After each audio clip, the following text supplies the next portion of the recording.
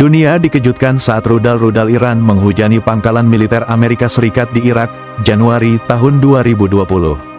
Sebuah pesan kuat dari negara yang selama puluhan tahun diboikot, diembargo, bahkan diancam perang. Namun pertanyaannya, apakah Indonesia bisa belajar dari kekuatan pertahanan Iran? Dan, apakah itu relevan bagi kepentingan nasional kita?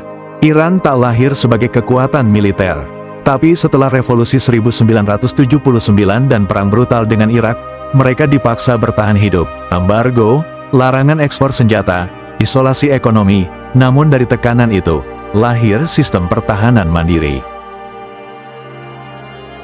Mereka tak bisa beli jet tempur, maka mereka bangun drone. Tak bisa beli rudal, maka mereka rancang sendiri. Inilah doktrin, perlawanan adalah kemandirian.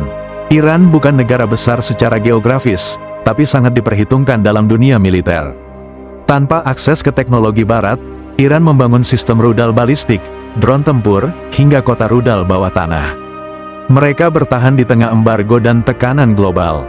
Inilah yang disebut strategi asymmetric warfare, melawan kekuatan besar dengan taktik pintar dan efisien. Kekuatan utama pertahanan Iran, rudal jarak menengah dan balistik akurat, murah, dan mematikan. Dapat menghantam target ratusan dan ribuan kilometer jauhnya. Drone UAV dan UCAV, teknologi drone Iran telah dipakai dalam konflik Yaman, Suriah, bahkan diduga dijual ke Rusia. Pertahanan berlapis dan kota rudal disimpan dalam jaringan bunker bawah tanah, sulit dideteksi, dan siap diluncurkan kapan saja. Cyber dan electronic warfare, Iran aktif dalam perang siber dan bisa melumpuhkan sistem elektronik musuh. Dari sistem pertahanan Iran apa yang relevan untuk Indonesia?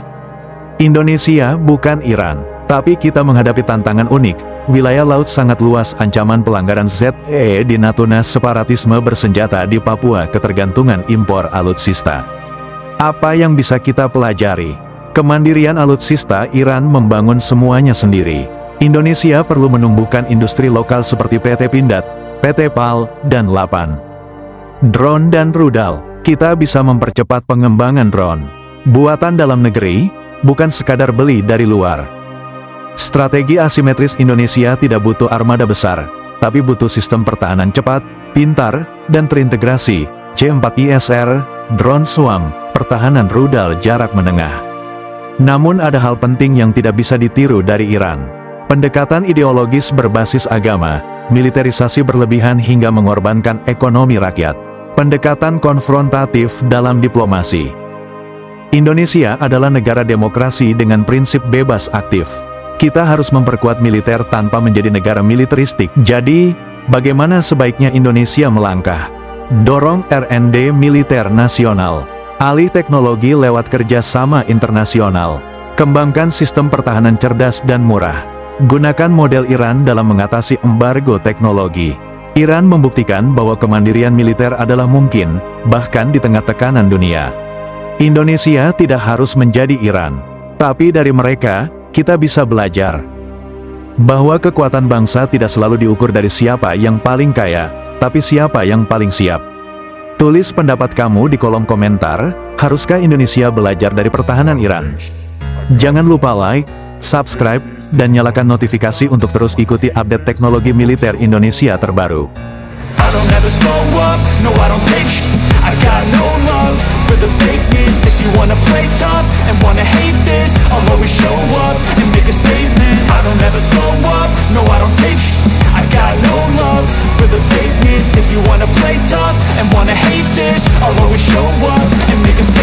Everything I do so instinctive and so passionate. Every word I move so